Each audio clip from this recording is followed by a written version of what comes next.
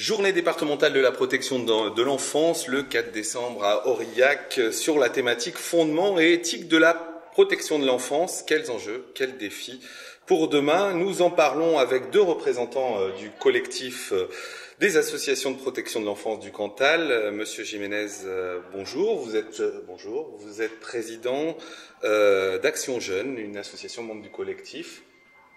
Et donc, à vos côtés, monsieur Henri Manès, pardon, excusez-moi, Henri Manès, président de la Nef Cantal et membre aussi de ce collectif. Alors messieurs, tout d'abord pour nous présenter ce collectif des associations de protection de l'enfance du Cantal. Quel objectif, quelle dynamique commune entre ces différentes associations?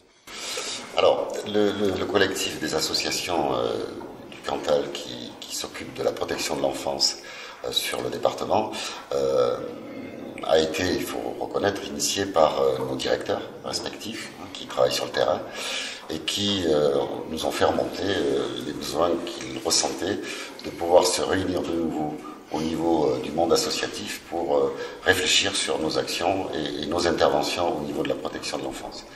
Donc nous avons organisé des réunions de travail, ça remonte maintenant à 8-10 mois en arrière, où nous avons réuni tous les présidents d'associations, donc 8 associations sur le Cantal qui s'occupent de la protection de l'enfance, ainsi que nos directeurs, pour débattre des problèmes qui semblaient ressortir suite à l'application de la loi de 2007 sur la protection de l'enfance et essayer de prendre un peu de recul et de réfléchir sur l'action que l'on menait sur le terrain au jour le jour.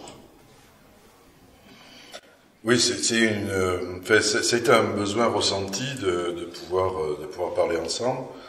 Alors il y a à la fois la volonté de travailler ensemble, puisque l'objet de nos associations est avant tout de travailler pour les jeunes, pour l'enfance, mais aussi de pouvoir travailler peut-être plus librement, c'est-à-dire de pouvoir travailler dans la réflexion associative et pas seulement dans la contrainte budgétaire.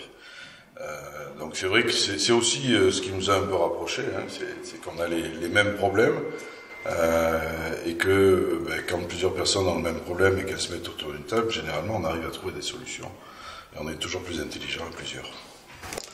Alors, ensemble dans cette même dynamique pour aborder une thématique vaste au cœur même de la complexité. On a beaucoup parlé avec nos invités de cette complexité de l'environnement, de la protection de l'enfance.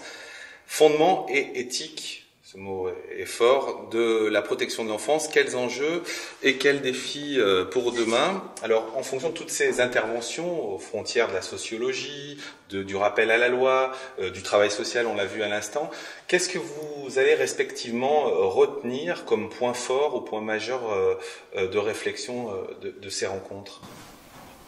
En fait, ce que l'on peut, il me semble, retenir de cette journée de travail, ça correspond un peu à notre préoccupation. Effectivement, comme le soulignait Henri, notre préoccupation, c'est le jeune qu'on nous confie. On s'aperçoit de plus en plus que, soumis à toutes les contraintes, comme on dit, excusez-moi, j'ouvre les guillemets, on a un peu le nez dans le guidon dans nos institutions.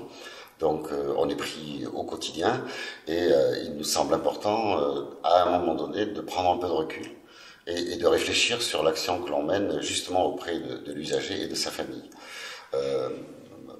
C'est vrai que cette réflexion fait suite aussi à l'élaboration du schéma départemental sur le Cantal.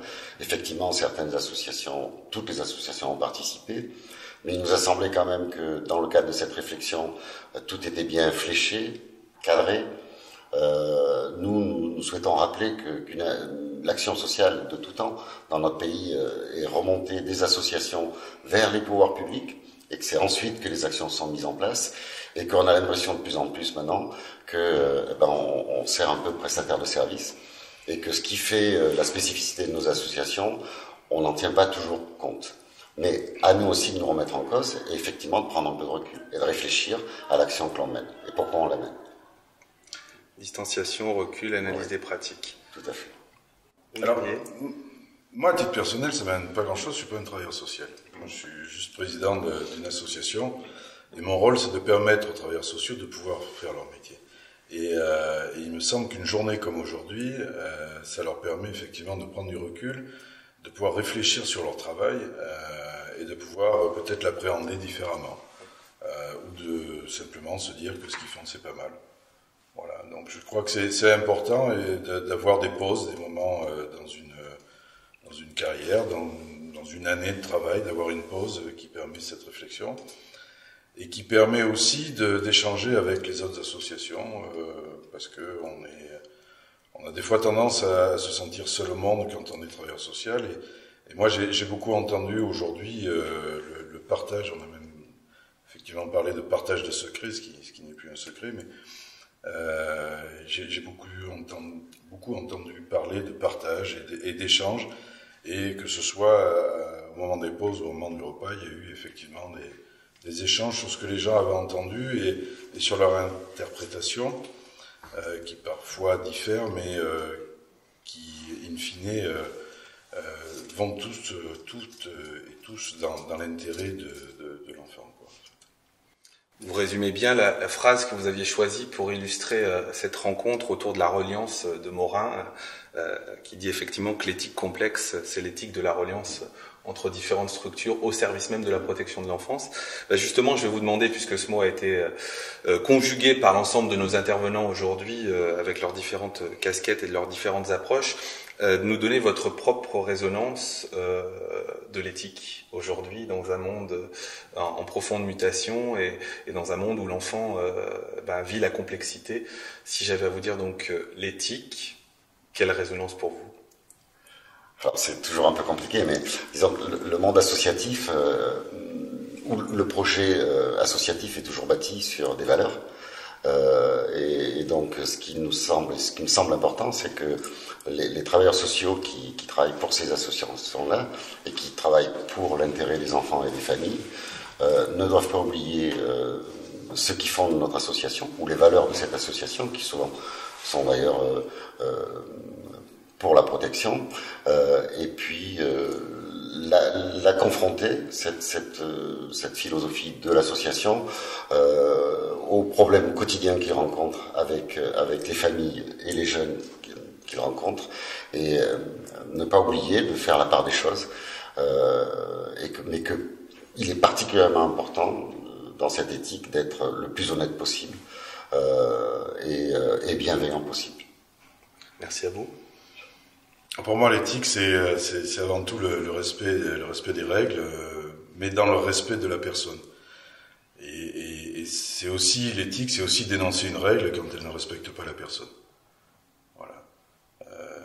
Et l'éthique, c'est ce qui doit mener chaque jour un travailleur social, mais c'est vrai dans d'autres métiers, mais un travailleur social chaque jour doit se dire j'ai une règle à respecter, mais j'ai aussi une règle à critiquer dans le bon sens du terme, c'est-à-dire voir si elle est toujours bonne ou pas par rapport à l'enfant. Et voilà un petit peu ma définition de l'éthique, sans oublier que, pour moi l'enfance, j'ai toujours cette définition de Jacques Brel, c'est que c'est encore le droit de rêver.